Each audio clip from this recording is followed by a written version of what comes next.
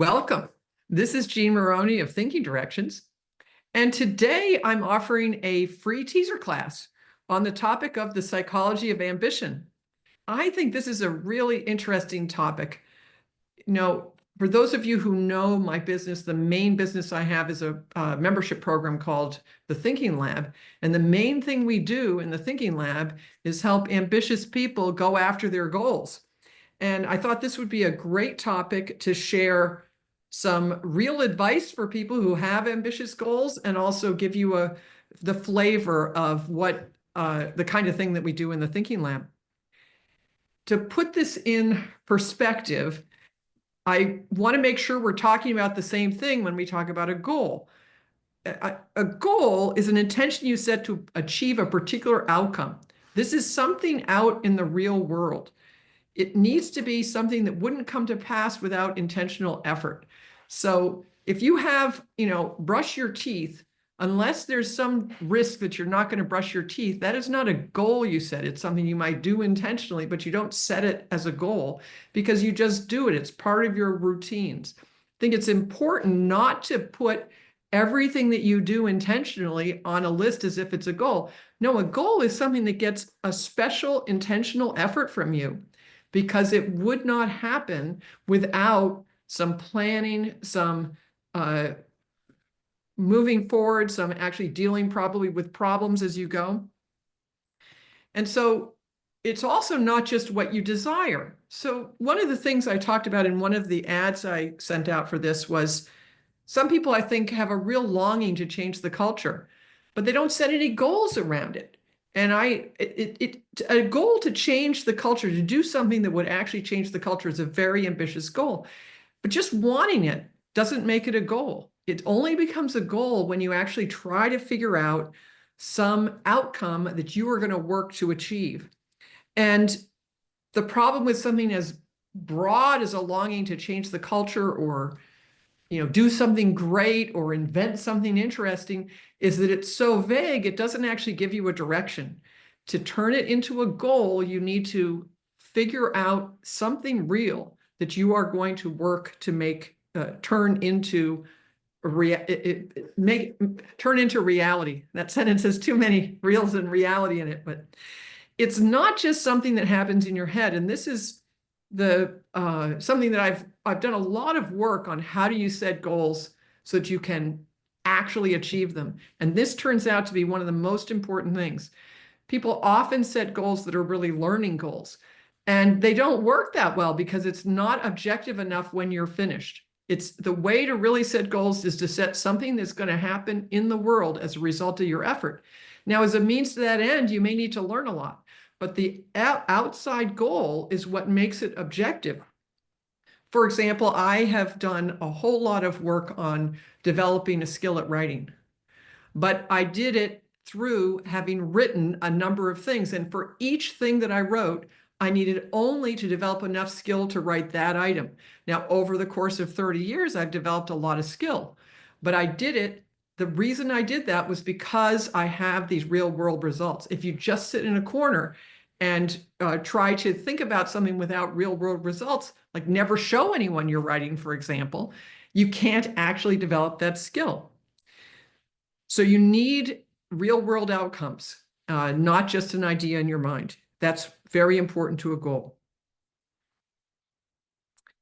Now, what makes a goal ambitious? I think it needs to be long range. And I think it's something that, in fact, will require you to develop your capabilities. So it's not, if it's just something that is, there's a blueprint for it, you just need to do this and this and this and this and this and this and this and this, and you know exactly what to do. That's great, and that's a goal. And by all means, set those goals, get those results, accomplish that.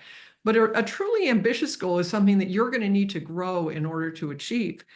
And these are some of the most important goals that you set, because they really shape your life. They actually, you get the most pride out of a goal that you set that is challenging to you in this way, that in fact, you're not sure how to do it, and you're going to need to develop new knowledge or learn new skills or maybe strengthen your values in order to do it.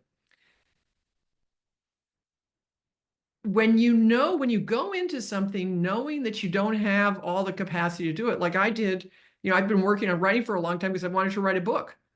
Okay, that's an important goal, and it definitely was something that was too hard for me. I mean, I've been working on books for a while, and it's definitely was something that was beyond my capacity. I don't think it is anymore. I'm working on a book I think is going to really happen. But when you do that, you should expect that there will be unforeseen setbacks and difficulties and failures that you're going to need to pick yourself up from. You know that you don't have the capabilities. You don't want that to stop you. You want that to inform how you go about pursuing it. That's why, like in the case of writing, I mean, I actually learned to writing 400 and 800 word pieces, and then they went up to 2,000. And I've done that, and then it went up to speech length. So we're talking like 4,500 words. And now I'm at a level where I can write chapters of books. That was something that had to evolve. It had to evolve based on what I could do. When you set an ambitious goal that you can't yet do, part of what the commitment is that you're going to develop that ability. You're going to do what it takes. This is F.M. Alexander has a term, he calls it the means whereby. You are committed to learning the means whereby, and part of that is your own psychology. If you do not yet have the capabilities, those capabilities are in effect mental. This means you are going to change your mind. You're going to literally change your value hierarchy, or literally develop new skills that you didn't have, or literally organize knowledge, or induce new knowledge that nobody has. You are going to do some of that in order to achieve this goal. And of course, the more ambitious it is, the less likely there's a blueprint. And in particular, the more unique it is, the less likely there's a blueprint. I think the only way you can really achieve a really ambitious goal is that it be highly selfish. And selfish here, I always mean rationally selfish. I don't mean, oh, this would show up other people, or, oh, this would be better than other people. It's got nothing to do with second-handedness.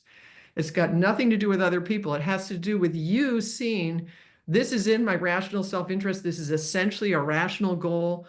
And this is very, very meaningful to me. I care about this. And that, when an ambitious goal is personally meaningful to you, it tends to be very unique.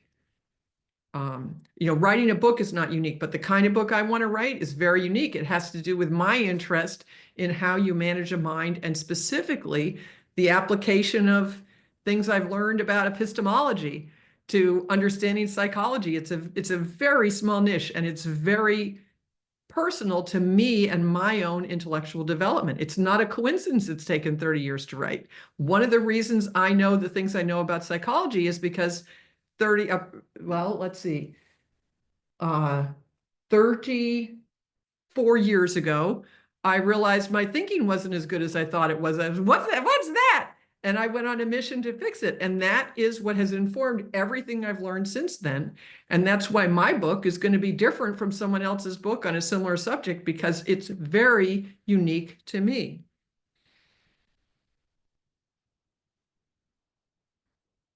This is why I say in the material for this, I said that if you have an ambitious goal, you actually are going to need to understand your own psychology, because the uniqueness of your ambitious goal is going to be very wrapped up in you and what goes on in your mind.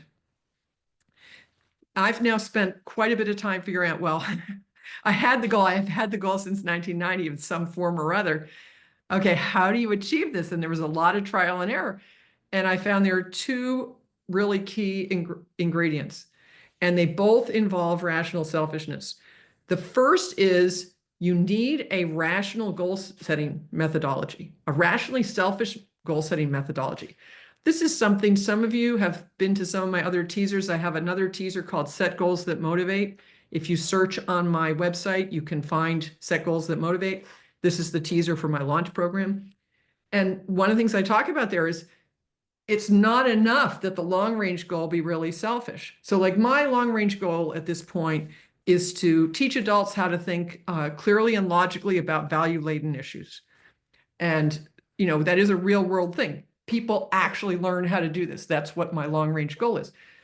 But that's perfectly fine as far as a rational goal, but I need to turn that into something I'm doing this week where I actually see a payoff from it. So like this class, I'm hoping to actually teach some people something about how to think clearly and logically about value-laden issues, but it's a very specific thing in a particular class with particular people. And I'm motivated for this because this particular topic, I had to figure out a topic that I found new and interesting. I'm probably not going to do set goals that motivate again because I've already given it like 6 times. And I'm just not that interested in that topic anymore because I have a script for it. It's just not that interesting to do it again. In order for me to get behind and actually give a great class, I need to have something new and interesting to say. And that's why this is the topic today. This is an example of rational goal setting, is that you don't just say, well, it would be perfectly logical. I have years ago, I did probably 15 times, I did a class called Jumpstart Your Thinking, which was a good class. I did the exact same class for 15 times. I finally got completely sick of it, right? And I am willing to bet money that the last 3 of classes were way worse than the first 3, even though I knew more, because I wasn't as motivated. This is something I had to learn. I had to learn you've got to have every step of the way be selfish. You need to bring that motivation in, which gets to the second point. It's not just the goals, because the goal you set is very relevant to that. You don't want any of the steps along the way, you don't want any of the main key results. These are things that take a couple of weeks at a time, or the tasks, things that take a couple hours at a time. You don't want any one of them to be just a chore. You want every one of them to have some kind of a selfish payoff, so you get pride and satisfaction the whole way through. You can have, little tiny tasks that are just boring and repetitive, but it better be that within about 2 hours, something about that, about how you do it, makes it pay off for you. So, for example, something like clearing my email inbox, right? This is something that it's got some interesting things in it. Well, one of the things that I do is I do it in passes. So no matter what, if I can do in 15 minutes, I can actually do 1 pass. And is it satisfying to finish a pass? Yes. This is a very small payoff, but it is part of how I make sure I clear my email, is I do it in a way that I don't feel like I'm completely overwhelmed. I categorize them for how to go back to them so I can do it in an efficient way. I get pleasure out of doing it efficiently. Someone else wouldn't feel that way. This has to do with my particular things that I find I find efficiency interesting. I like completion. And I found a particular way for processing my email that works for me because of my values. This is always very unique. I like to say there's no one size fits all solution for managing your life or managing your days. If you guys have time management systems, this is something I'd like to talk about too. Everybody's time management system is a little different, and it needs to work for you. I mean, just for example, some people, as soon as they make a plan, they start not wanting to work on it. Okay, if that's where you are right now, you should not make plans the way that is advised everywhere else.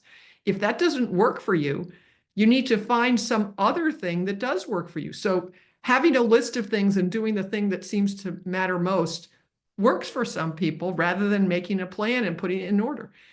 Now, you may find, I found that structuring a week didn't work for me at all.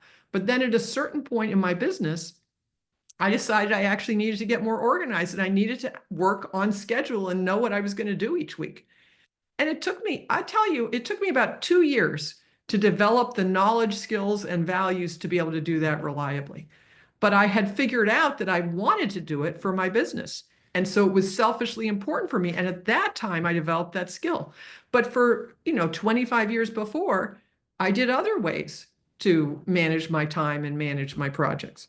And I think that's very important. If you want to be able to keep making progress, you need to take into account what works for you, and only you can figure that out.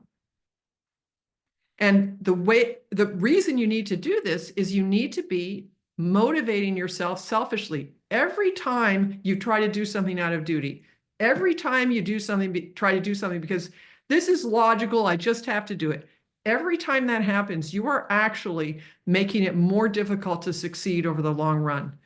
You can make yourself do stuff. You can hunker down and do work in the short term. That's what I did probably for my first 10 years. That was the only way I knew of getting myself to do stuff. But the effect of that is burnout. It doesn't work over the long run. And so the big thing that I've developed in the motivation area is figuring out how do you tap into that selfish motivation. Ultimately, you need to not only be able to access your own selfish motivation, you need to be able to strengthen it. And that's the kind of thing that we teach in the Thinking Lab.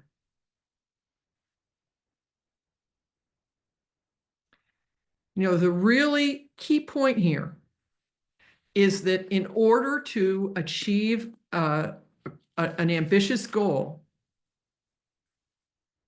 you're going to need to know enough about your psychology to be able to access rationally selfish motivation. The whole process of pursuing an ambitious goal is built or has to be built around rational selfishness. Otherwise, you just won't be able to make it over the long haul. Now, I'm curious if everybody's with me so far. I've told you what I think goals are. I've told you what I think ambitious goals are. I've made a case for this. You can put it in the chat. Is everybody with me? Give me people who are on video, you can put a thumbs up. Okay. Looks like we're together. Okay, great. Well, this gets to kind of the interesting thing that I wanted to talk about here, which is what do you need to know about yourself? This is why I called it the psychology of ambition. What do you need to know about your own psychology? And the big thing you need to know about your own psychology is you need to know your own old baggage. So this is I deliberately use this kind of unscientific colloquial term, old baggage, to mean any kind of defensive motivation. So you may have a lot of words for that. You may have heard of limiting beliefs or self-defeating beliefs, or you might have heard of defense values or defense mechanisms. Or if you've heard some of my other stuff, you may have heard of anti-values or compulsions, or sometimes people have labeled themselves as procrastinators or perfectionists. They're all kind of analyses, shall we say, of psychological, I'm going to just put quote marks around it, psychological problems that seem to get in the way of living a happy, productive life. And people, let's face it, the clinical psychology books,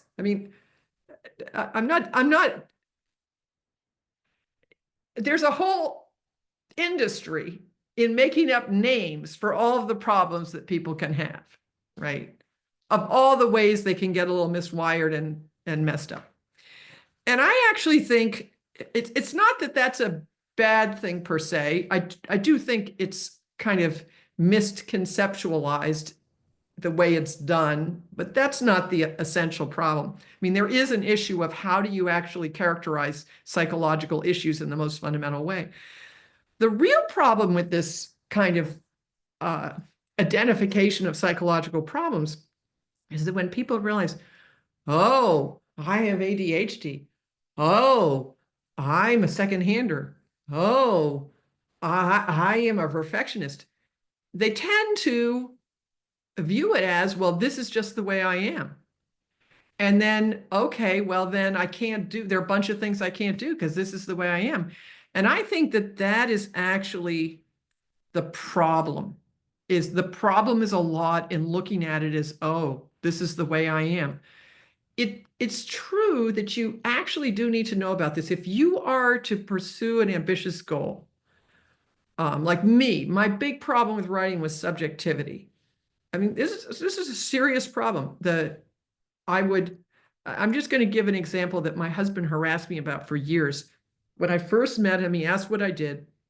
I said I worked on wavefront sensors, and he said, what's a wavefront sensor? I said, well, you take a collimated beam. And I went off, rattled off, and he just laughed because he didn't know what a collimated beam was. And that was, I mean, it made no sense, right? You don't need to know what a collimated beam is. You don't need to know what a wavefront sensor is. The point is, I didn't know how to explain what I was doing in a way that someone I was talking to could really understand it. And I was so caught up in my own mind that it just wasn't obvious to me what I knew and what they knew and how to bridge that difference. And that's why it's taken me 30 years to really learn to write at a level that I'm satisfied at, which I'm very proud of, actually. But part of the problem is if you have that problem, you say, oh, well, then I guess I can't write, which is the kind of thing that a lot of people do. They said, oh, my writing's not good enough. I guess I should not go into that direction. And that's not what I did. And that's not what I recommend you do. If you have something that you're really passionate about, you can learn the skills, right? You can, no matter how big the goal is, you can find things that you can do in the short term. This is the rational goal setting process that in fact get some of the meaning of the big long range goal while also developing your skills as you go on. And so it's important not to, once you identify that you have like some, let's say, misintegration or lack of integration in your memory banks or among your values or in your knowledge or whatever it is, it's important that you don't say, oh no, this is terrible. This is what's wrong with me. It's important you don't take that approach. It's important instead to look at that as, gee, yes, I'm going to need to work around that, but you can actually take advantage of the way things have been misprogrammed. And I think, in fact, there's always a story as to why you're programmed the way you are. And it's helpful to have some idea of how you program the way you are. You're not a passive, it's not passively programmed. It's from the result of your past choices and actions. Part of the reason that I was programmed, I had the problems I had, was that I was never held to a high standard as a child. In school, I got straight A's really easily, and they just gave me an A, and I never really got that much feedback of, Gene, you need to be more precise here. Gene, they just never held me to a standard. And that had a really unexpected effect, on my psychology, which I know now I shouldn't blame the educators for that, although I did at first. Now it's like, oh, okay, now I understand the fact that it was easy for me and I didn't get any feedback meant this is sort of how I turned out this way. But it did have an effect on me that made me realize how I was mad. I was, as a result of this effect, I was mad that my mind didn't function as well as I thought it could function. And that anger directed at my mind not working as well as it should is what motivated a whole lot of work. Is that, okay, I'm going to do something about this. Now, you can tell from how I opened, that was not a good way to set the goal, right? That set me up as trying to fix a broken mind. But the truth is that it did provide some motivation. And I think that's the right way to look at old baggage. Not that this is actually an additional source of motivation. If you're annoyed about something about your mind that doesn't function the way you want it, good. When you now need to learn a skill that's going to challenge that, you can bring in a little bit of that anger to help you say, okay, so how am I going to learn this? And that can be very helpful for you to get over humps. So this is like a complete shift on old baggage. Instead of saying this is something that holds you back, this is part of how you're going to tap into some selfish motivation to launch you through something that might be difficult. The other thing that I think is important is that if you have, I mean, everybody on this call, most of the people on this call are, well, everybody's an adult. I mean, everybody is at least in college, right? You're all adults. And, you have had some trials and tribulations, and often those are related to the old baggage. Like if you have a problem with PTSD, I mean, that's because you had some trauma in your, somewhere in your history, which is a big deal and can definitely affect your pursuit of goals. But I think it's also helpful to realize that your strong values have also been shaped by whatever weird path you have taken with whatever trials and tribulations. So, for example, another thing that I found when I was, basically, when I read The Fountainhead, I discovered that I had a kind of second-handed streak. Now, in hindsight, I actually, this is a perspective I only got recently, and I read The Fountainhead in 1984. So it was the second book of Ayn Rand's I read. And if you don't know The Fountainhead, I recommend you read it. It's a book whose theme is independence. And some of the characters are very second-handed. And I saw little pieces of myself in them, and I was very upset. Now, in hindsight, my willingness to say, gee, what's that about me? I don't want to be like that guy. I want to be like that guy. That was actually a very healthy reaction. But it left me worried for a while. Well, what I discovered is that because I had been focused on other people, this actually developed my skill at empathy. Because I had been somewhat second-handed, I had paid more attention to other people than some people who are more first-handed. And this skill at empathy is actually very helpful for me now as a coach. Now, I do it now for a completely first-hand reason. I want to understand the person. I want to understand their values so that whatever advice I give them or whatever information I give them is actually going to be helpful for them to proceed rationally.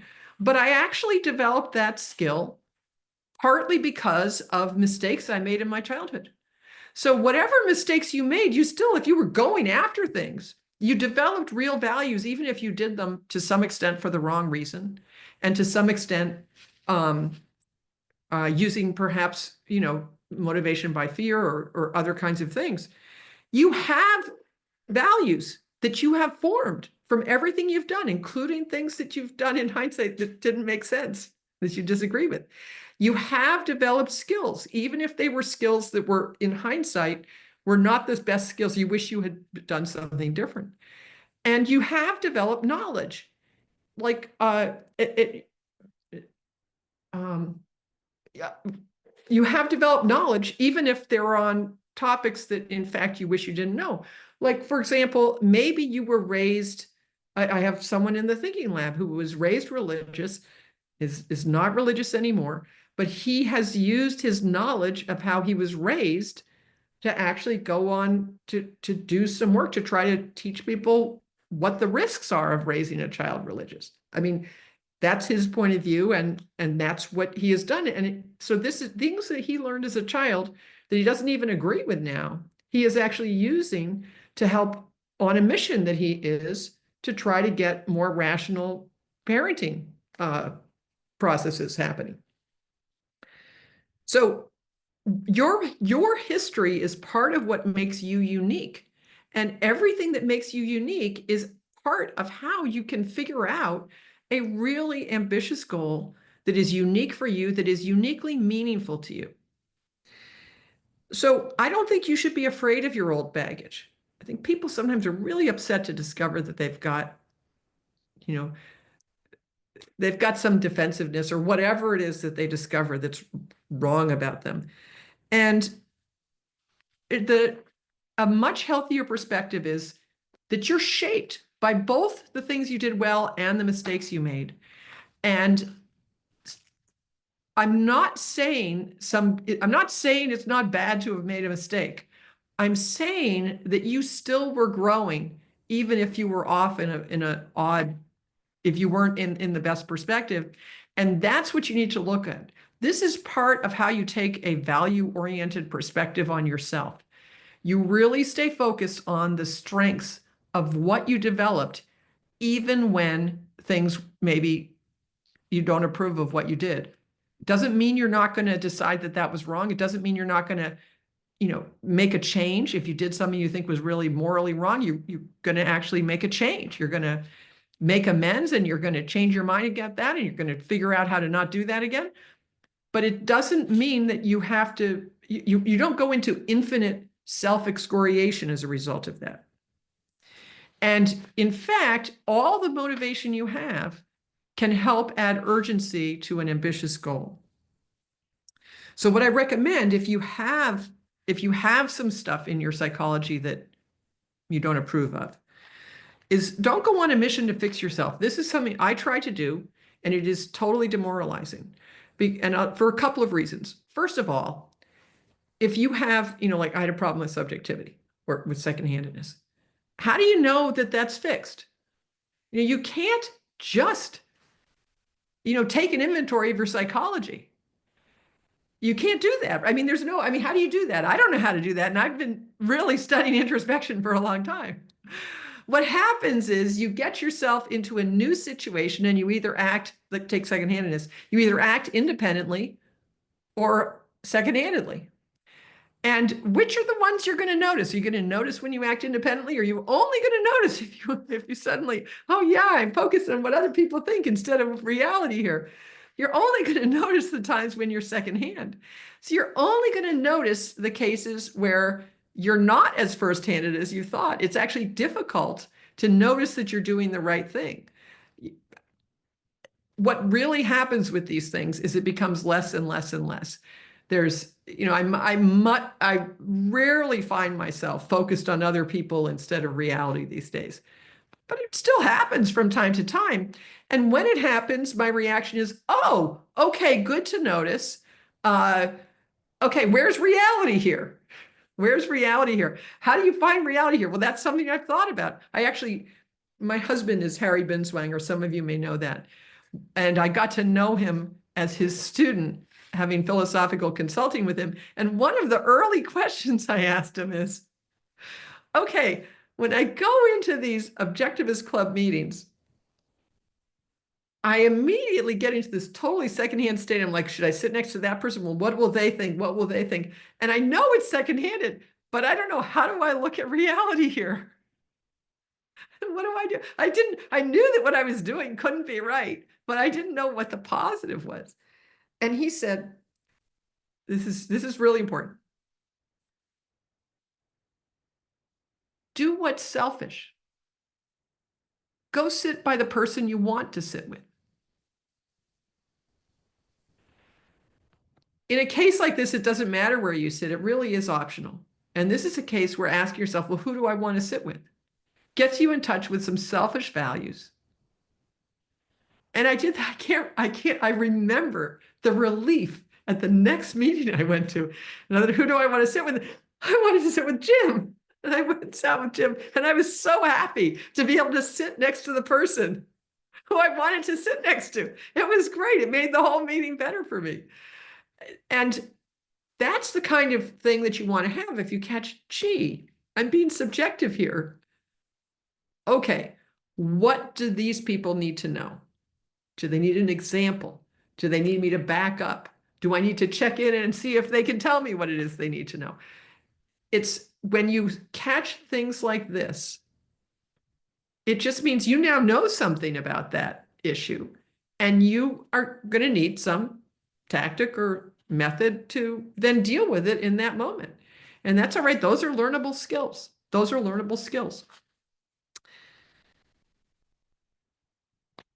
So I guess I didn't completely make clear why it's not good to go on a mission to fix yourself. So the problem is, if you go on a mission to fix yourself, you never finish.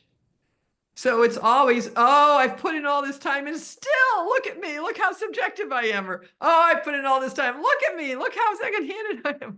It's like, it's totally demoralizing. You need, as part, particularly if you have an ambitious goal, but just for happiness, you need to be seeing your success, and your success needs to be objective. And this is not something you can do about something that's in your head. And so these kinds of things, what you want to do is you want to set a goal that is a stretch goal that you think you can get, and bring something down to what you can do today, this week, in 2 weeks, whatever, related to your goal that you can actually do, and then solve the actual concrete problems associated with that goal. And you will get tremendous pride, tremendous sense of efficacy, and you will build confidence, and you will get so you can solve whatever problems they are and at the rate that you need to solve them in order to succeed. The corollary of this is you need a real world goal to help you untangle old baggage. And this is, I mean, this is my point of view. And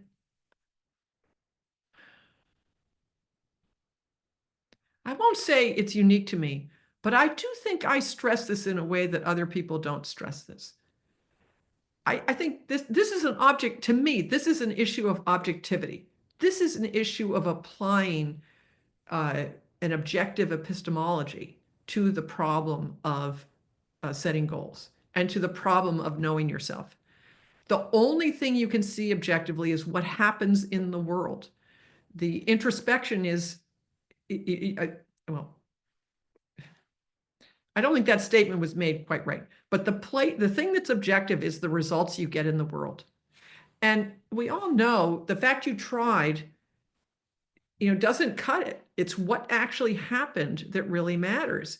And if you stay focused on, well, what your intentions were and what you tried to do, I mean, it's trite, but it crossed my mind. The road to hell is paved with good intentions. It's not about the intentions. It's about actually doing things in reality. And I think this sometimes intimidates people because they have big, ambitious goals and they don't know how to go after them. And when they try to go after them, they fail. This is why you need a rational goal setting process that can help you break that down into something you can do now. This is why you need to know how to activate rational motivation. So if you have something that you think would be good in theory, how do you actually get yourself to actually want to take the steps that need to be taken today? This requires a tremendous amount of introspection.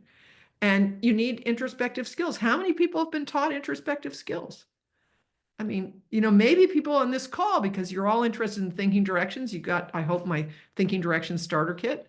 And if you didn't, you should get my thinking directions starter kit. It's got some introductory material on introspection. It's free. It's on the website. It's the pop-up. It's the annoying pop-up that comes up. Or if you just look on the menu, one of the things at the right is called freebie, and that's the thinking directions starter kit.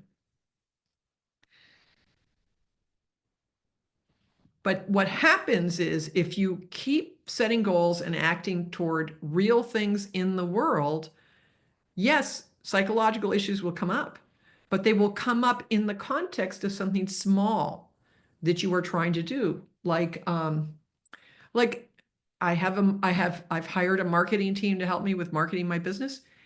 And I realized, we're having a problem. We don't seem to have enough communication about when things need to happen when. How am I going to they don't know enough about my business to know that they need to consider this, and this if we're going to do a campaign for like this psychology of ambition webinar. So I have now as a task on my list, I talked with Susie, my assistant. We got a short list. I'm going to be making a template for everything we need to talk to them about in order to offload based on having had now 3 things that we tried to get them to market that didn't quite work. It's like, we still haven't figured this out. I thought they were going to figure that out. Apparently they're not going to figure it out. Well, I need to figure it out if they're not going to figure it out. And so, now the idea of marketing of really marketing my business better. This has been something that has intimidated me for years. It's one of the reasons I hired them. But now, instead of trying to solve every problem in the world, what I'm trying to do is figure out what is the list of things I need to tell them so they can market the next thing really effectively. That's a much smaller problem. I'm not nearly as intimidated by that. And I've got these people who are now, I mean, part of the reason I hired them is I think they can be a resource in helping me figure out how to do this, that it won't take as much time for me. So, it's a doable goal because I have a real world thing. I'm going to have a list that I can go through with this team step by step. There are going to be words on the list. It's going to be out there in reality. And that's how I'm going to solve this problem. And as part of this, have I had to deal with some of my, oh no, it's not working, I hired the wrong people, all kinds of self-doubt? Of course I did. So what? Self-doubt is an alert that you need to go look here because you're actually very concerned about what's going on. It doesn't mean, oh no, I don't have any self-esteem. Oh no, I totally screwed up. That's not what it means. It's an alert, or the right way to think about it, I think, is as an alert. Okay, there's something I really need to learn here because I'm feeling like I'm not being very efficacious. Okay, so what's going on? What can I do about that? And because it's a real world goal, and in this case, a small real world goal that I can finish by Tuesday, right? It's not so overwhelming. I don't have to solve all the problems in the world. I can solve this problem. And I assure you, working through this problem is uh, is part of how I will develop a real expertise on this. Audrey says, self-doubt is a piece of the full context. It's one of the emotions, right? So self-doubt is an emotion. And the way I think you should think about emotions is that they are alerts to values at stake. And self-doubt is a particularly unpleasant one. One of the theories of defense mechanisms is that they're simply a means to avoid self-doubt because it feels so bad. So like if you think you did something wrong, it's so much easier to feel so much better to blame someone else. So that's what hostility and projection are, right? Is that you kind of screwed up and you feel guilt and self-doubt. You say, oh no, you should have done this. You screwed up. And you don't have to feel that guilt and self-doubt. And that's where some defense mechanisms operate. But the truth is, what you want to do is you want to feel that, oh, what am I feeling self-doubt about? Oh boy, that does feel terrible. What exactly are the facts? What exactly are the actions I took? What exactly do I wish I had done more thinking about? What do I wish I had figured out last week instead of this morning? Right? And if you can look at that with humor and benevolence, you can go far. So the self-doubt is a lead. It's an emotion. So it's not cognitive yet, but it's a lead to some facts and values that you need to get out. You need to actually activate that full context in order to figure out what is going to be in your rational self-interest. I really think these things I'm talking about doing with old baggage, to get rid of old baggage, I don't think this can be done without a rationally selfish methodology. I've talked a little bit about this book. Well, the breakthrough came when last fall, when I realized I needed to reduce the concept motivation. And all of my views about motivation, all of my views about how do you manage motivation, how do you set goals that motivate, all of that presupposes that you have made rational decisions and set rational goals. It presupposes that you have an idea of what is in your rational self-interest, and that if it's not in your rational self-interest, you're not going to do it. It's like, I don't think we can even have the science of psychology without a rational ethics, because there's no way to explain the problems except in the context of some values are rational and some things that people act to gain and keep are not rational values, and that they mess you up. If you act to gain and keep things, or you act to destroy things, that actually messes up your psychology. So this is sort of what you're getting here is sort of my my views on motivation in relation to ambitious goals. This is, I really think I have a complete theory of motivation at this point. And as I said, it all presupposes rational decision making. That's what the first book is going to be, is rational decision making, which is all about how to think, how to manage thinking, how to identify your values, and how to make decisions based on what is the biggest value as opposed to what's the least bad threat. Here's a big part of the message for you. You are the only person who can figure this out for you. Your goal, if you have an ambitious goal, it's unique. If you have any contributions to the problem, you are really the only person who can figure that out. That requires things like being honest with yourself about, did I try as hard as I thought I did? Like, one of the ways that I've made progress here is realized I really did try as hard as I could and I failed. Therefore, there is some skill I'm missing. Now, I have to say, trying as hard as you can, beating your head against the wall for a long period of time and then failing is very painful. And I do not recommend that you take that approach. I took that approach for years. And it was because I took that approach, I finally decided something is wrong with this approach, because this does not work. This totally demotivates me. So what am I going to do differently? I took seriously, I must be contributing to the problem somehow. And that was part of what led me back around to find a different way of approaching how I use the just try method. Just try harder and do it as hard as you can. And I tell you, I totally destroyed my, I would get sick is what would happen. There was a limit to how much I could do before I was just ruining my health in various ways. And then I got afraid of ruining my health. So you need to be able to see sooner rather than later what's your contribution to the problem. And part of that is there's no substitute for your being honest with yourself, looking inside. An outside person can't do that. I'm going to introduce my head coach for the Thinking Lab, Lynn Sinzer, in just a second. And one of the things we talk about is, we can make suggestions of things that might be going on. That can be very helpful in a coaching situation, but we do not know what is going on in your head. And someone who understands these issues can make suggestions and say, is it something like this? Is it something like this? What do you think it is? But the person who needs to answer those questions is you. And the more you can answer those questions for yourself, the more you can unleash yourself to go. But this means that you need to be able to introspect. The other thing, I actually have there's now 2 levels of membership in the Thinking Lab. There's the regular level, and then there's the mentoring level. And the mentoring level has a couple of perks, and one of them is that they can get quick 10-minute phone calls with me. And I have one scheduled at 5 p.m.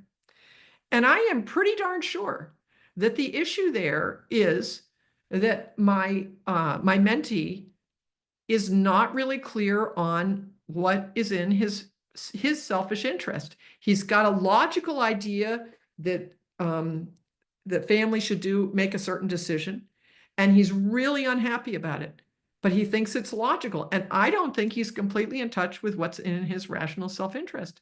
We're going to talk about that at 5 o'clock. But this is something that what's really in your rational self-interest is the thing that meets all of your needs. And a lot of very good people who are pro-reason will come up logically with decide that this is what they need to do. And then there's a kind of subtext, and it doesn't matter how I feel. And I think that is the biggest mistake. That is going to undercut. I did that. The reason I teach these skills is so you don't have to make the mistakes that I made. That's why. Save all this pain and suffering that I went through for, 15 years, something. It's been 30 years. That's enough time to have made a whole lot of mistakes, figured out what was wrong, changed them, figured out how to teach a better way, get really good at it. 30 years is a long time, guys. And rational selfishness is the key to solving every problem, but it requires a skill. You've got to get good at being able to tell when you have any contrary motivation. You need to be able to get good at really getting to the bottom of it and not just, there are all sort of things that we learn in the culture from parents and friends and movies where you just got to grit and do it, or all kinds of things like that. And it takes extra monitoring. It takes a willingness to pause and then, in the heat of like a real emotional turmoil, to step back and say, okay, where is this coming from? You need ways to deal with the overload. You need ways to, sometimes it's hard to introspect this stuff. Sometimes you don't really know where it's come from. Because you really, the goal is meet all your needs. The idea that it's either or is, I think, also a mistake. A lot of times it seems like, well, I either can have timeliness or quality. It's either or. Whenever you get into that kind of either or thinking, that's where sometimes they say you shouldn't do black and white thinking.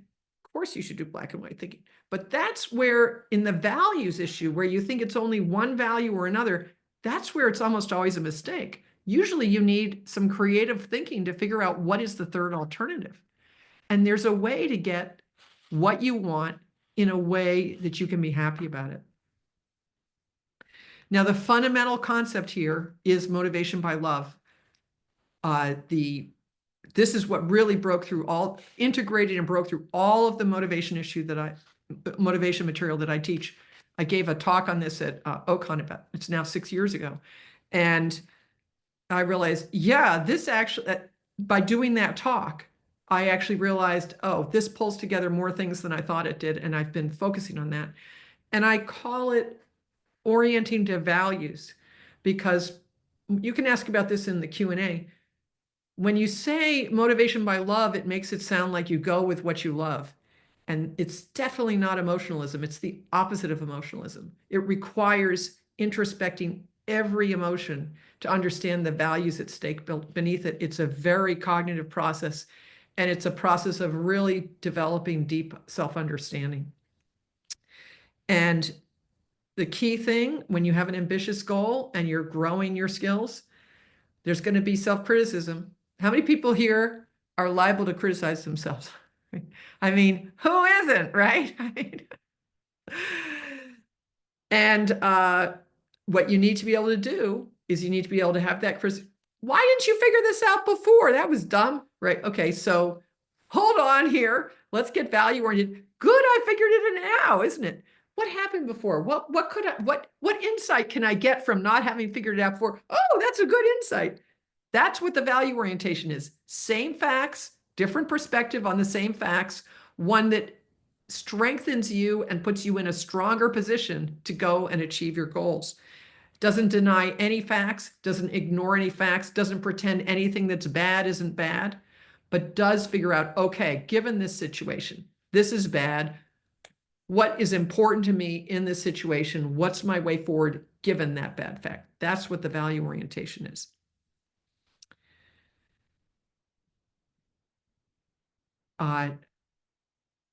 Audrey says, Jean, can you compare and contrast your new perspective of old baggage with the old perspective? So what I meant, so the old perspective was, this is something wrong with me and I need to fix it. And my new perspective is, okay, this is the state of my psychology right now. I have this goal. How am I going to get this goal? Given the state of my psychology now, what are the steps that I can take now? What are the steps that I can take that are going to gradually retrain the psychology, so that it's easier? What kinds of intermediate goals would help me develop the capacities that I need to be able to do this? It's all a goal-oriented method with the current state of your psychology, including quote unquote old baggage, being part of where you start. You start from where you are. You don't spend your time repining about, oh God, if I had just done this when I was 6, my whole life would be better now. No. Say you're 40 now. Okay, I'm 40. This is what I got. How am I going to go do great things in the next 20 years? That's the difference. It's realism about it, but not feeling like this is something that needs to be obsessed over or felt guilty. I mean, if there's earned guilt, you should feel the earned guilt and and repair whatever you did. You need to do that. But just the fact that your psychology is a particular way is not something to feel guilty about. All right. So I've been talking kind of nonstop. I'd like to introduce Lynn Zinser. Lynn, would you unmute? So Lynn is the head coach of the Thinking Lab, and she does the one-on-one private coaching. She does all the one-on-one private coaching. I do most of the group coaching. She sometimes does group coaching. And I'm curious, actually, did you have anything you wanted to add to anything I was saying there? I'd just give you an open invite to put in your 2 cents here. I was going to until you circled back around about value orientation, because that I think is what's really important in the whole setup of the Thinking Lab. That's what we're focused on, is being value oriented and not focusing on fears or self-doubt or any of that negativity. And which is, new to me of about 6 years, because about 6 or 7 years ago, I called myself the queen of negativity. And if there was a negative thought I could have about myself, I had it. And then that's about the time that I think that you reoriented kind of this. And although it was talking about a lot of the same tools and all, it was a different way of framing it. And it's not true that I never have a negative thought anymore. But now when I have a negative thought, I quickly transition to, oh, another one of my old thoughts coming up. Now what? Okay, so why is that coming up? What's going on here? And what can I do? And it within a very short period of time, I'm back thinking about, well, how can I go forward here, as opposed to focusing on how I can't do anything because I procrastinate all the time, or I never get things done, or I always fail at this. I don't think that anymore. I just don't think that anymore.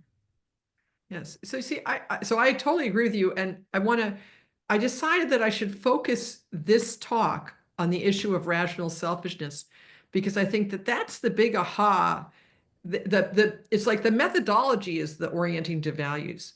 But the real thing is that if you want to be ambitious, it's got to be selfish all the way down.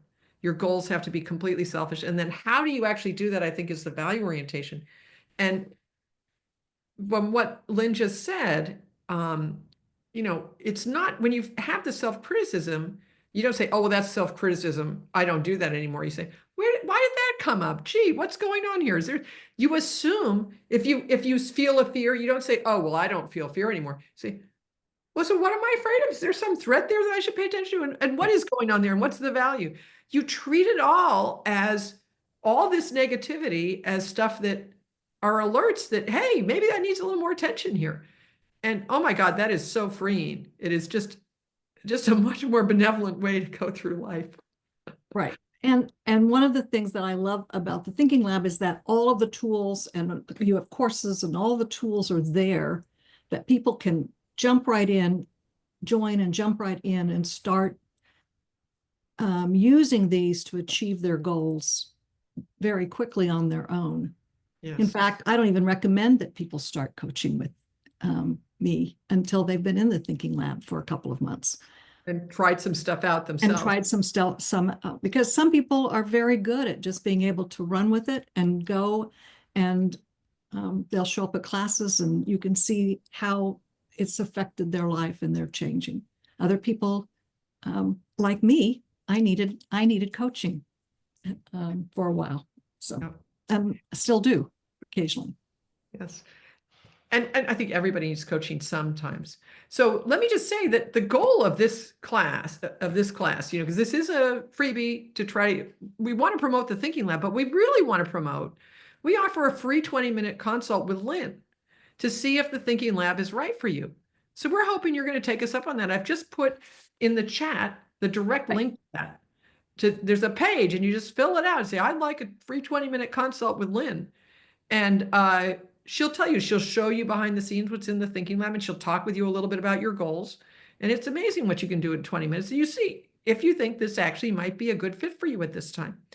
And it's free, there's no obligation. So I'm putting that in the chat, and that will also be in the, it's on the sales page. If you just go on the site for the page for the Thinking Lab, at the bottom of the page is the form.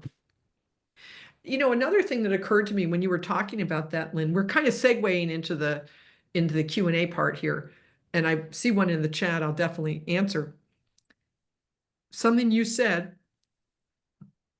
made me realize how the value orientation is different from the more standard thing, like the old cognitive behavioral therapy approach was find the distortions, right? Find distortions in your thinking. And like with the things you were saying, like I always procrastinate, I never get things done in time. Those are almost certainly exaggerations. And it is very helpful to catch that the thoughts going through your head are false. But it's even more helpful to realize that those thoughts are activating an entire threat-oriented context that makes it more difficult for you to figure out the positive way forward. And Right. true thoughts can activate that context. So it's actually, it turns out to be more fundamental qua motivation to tell whether a thought is threat-oriented than to tell whether it's true or false. Now, obviously, you want to know if it's true or false, but for motivation, you need to know whether it's triggering a threat context or a value context. So I think that's a really big deal. Some people are saying bye. So I hope you found this helpful. As I said, the key point to take away is what you need to know in order to pursue ambitious goals, what you need to be able to access your rationally selfish motivation. That's what you need. And so if you have ambitious goals, or you have ambitious longings but not goals, that's what you need. And that's what the methodology in the Thinking Lab helps you with. All right, well, why don't we turn to questions at this point? I see in the chat, there's a question from Rashid. Handling setbacks in the context of, let's say, team breaking, loss of momentum while working towards a shared goal. So am I correct about this? You want to know how this applies to team situations? Yes. Because, okay, so they are a little more complicated. So I think you need to look at two parts of this. One is your part of the team, and the other is, if you're the leader, how you apply this to leading the team. And so which one are both of these relevant to you, or is one in particular relevant to you? Mostly you're the leader and you know where you want to go. And so just for context, I'm a startup founder. Okay. And major setbacks such as like a key person in the team just leaving when, you're like, oh geez, just the momentum was just building. We got to just go get it done. And the kind of, how do you handle setbacks and your own psychology in that particular regard? Right. So part of it is that you need to manage, because if you start awfulizing about, oh no, how are we going to ever get at this without this team? You actually won't be in a place to be able to think straight and think creatively about how to lead the team. Right. So the first part is you've got to be able to manage your own motivations and be able to see, yeah, this is a problem. I mean, because it is an objective problem if you lose a team member. Let's see, how do I give an actual statement that's not just vague here? Okay, I think this will help concretize. Like, for example, in that moment, there could be several different things that would be quite overloading. Like, one of the things would be like, why did this person leave? And was there anything I did that contributed to this person leaving, right? Which is a whole set of stuff that actually probably does need to be examined at some point. Because if there's something you're doing that's causing the key person on your team to leave, oh my God, that is going to be really helpful to figure out so that it doesn't happen again. And that could be, if you have any worries in that regard, that could really be pulling you off and spinning you out. So you may actually need to do some thinking about that first and actually get a lead on, is there something, or is there, and maybe talk with the person if you have a good relationship with them, actually get feedback from them and find out, is there anything I contributed to this? So that you can put it aside, because the real priority at this point is actually getting some more momentum, right? So that is going to be requiring you probably covering for this person who's not on your team. I mean, I'm just making this up, not knowing the details. That's going to require some real creativity on you on figuring out what do we do now, given we don't have this person? You actually are going to need to change your plan for what's next. And that's going to require all of your creative thinking, right? So the critical thing there is to get clear, okay, this is bad, and this is what I want to do. Given this bad situation, what is the goal I want to set, and how are we going to get there? And it's that mental shift that requires you to be able to ground yourself emotionally and also get in touch with all the values so you see what is most important right now, given the new situation. Because the priorities have changed, right? The priorities, the day before the person left, the priorities were one thing. The moment that person says, I'm leaving, the priorities have completely changed. And this is normal. I mean, priorities, it's really nice to set your priorities for the year. But if your priorities for the day actually stay the same for the day, it was a very uneventful day. Things happen, and you need to actually be able to get back in there without going crazy and figure out, okay, given this, what's the new priority? Now, that's a little bit vague, but does that help address the question that you asked? Yeah, somewhat. Okay. And then there's so that's really you managing your own motivation in that situation. Then there's a separate part of it is, how do you lead the team in a value-oriented way? Because they may get very discouraged and say, well, we're never going to be able to get it done.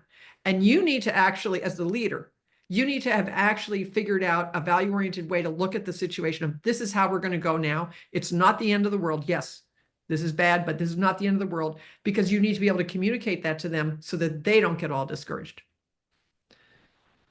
Did you have something you wanted to add there, Lynn? I was going to say that you may need to do a little bit of mourning with the team about the loss of that person, and that they were important, or however the whole team looks at them. Right. And to address that issue head on is what I guess is what I'm saying. And then, but this is how we're going to go forward, and this is what we're going to do to make things good. Mourning turns out to be an incredibly important process. It's how you get clear on the values you lost. And so, like, when you have a key team member who's working with you, it's really easy not to appreciate everything great that they're doing. It's part of the situation. And when you really sit down and oh no, we're not going to have this and this and this, suddenly when you lose them, you can think of all those things, right? I mean, this happened even when I lost my mother. I learned new things that I loved about her after she died. And I had a very good relationship with her, but things come up that were in the background, and it takes extra work to notice them. I mean, that's actually one of the challenges of being a manager, is figure out what your people are doing right. And when you lose them, you get a whole bunch of emotions that help you lead to that. That actually is gold, because for one thing, it will help you understand what you're needing, like in the next person or among the team. Like if this person was the best organizer on the team, and you realize, wow, and now there's this and this that needs to be organized. I'm just trying to make up an example here. Well, that becomes really clear about where you need to put your priorities to help deal with the team in the short term. The more clear you get on what you've lost, the easier it is for you to find other ways to gain that same kind of value in some other form. And that's what mourning is about. Yeah. Good for now? Yeah, thank you so much. Yes, excellent. Okay, great. Thanks for the question. Am I pronouncing your name right? Yes. Okay, great. All right. Raise your hand if you have a question. I see a number of people have had to leave, which is totally fine. And I'm looking to see, I don't see any other questions. So who has a question? You can also get coaching if you want. So maybe it'll be a short Q&A this time. We'll see.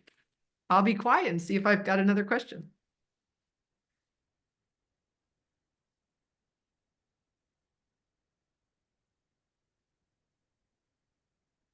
Ellen has. It looks like Ellen wants to ask a question. Go ahead and unmute. It's a question of Lynn. Lynn, you have this amazing card that you keep near your desk, and I wonder if that would be worth sharing. Yes, except that I was just looking for it, and I think it's with my conference materials, because it's a card that says in big letters, "Are you being selfish today?" That's right, because you It's used in that three in your- different ways. It's a question asking about whether I'm being selfish, because that's one of the things that is the most common thing is that a little bit of altruism will sneak in. So it comes in, it undercuts, and you feel like you have to sacrifice yourself, and you don't even realize it's happening because you spent the first 10 years of your childhood thinking that was a good thing. Right. Right. Yep. No. It's up. Susie's got it up. If you raise it a little high, Oh, the whole Susie thing. has her own version of it. Okay. Are you being selfish? Is this a rationally interested action? And could this action be more selfish? yes, right. All right. Fair enough. Good. Okay. Well, I'm not seeing any other questions, which is totally fine. I've got things to do, and you probably do too. So we are going to draw a line here. Thank you guys for coming. But let me put in the chat one more time. We would love to have some of you join the Thinking Lab, and there's a lot of material. And I'm not doing an intro to the Thinking Lab. I'm trying to come for a 20-minute free consultation. a free consultation, and Lynn will show you behind the scenes and give you a little bit of advice about your particular situation. Yeah. So thank you very much, and have a great day. Bye-bye. Bye. Thanks, Dean. Guys, thanks, Lynn. That was great. That was really Thanks. great.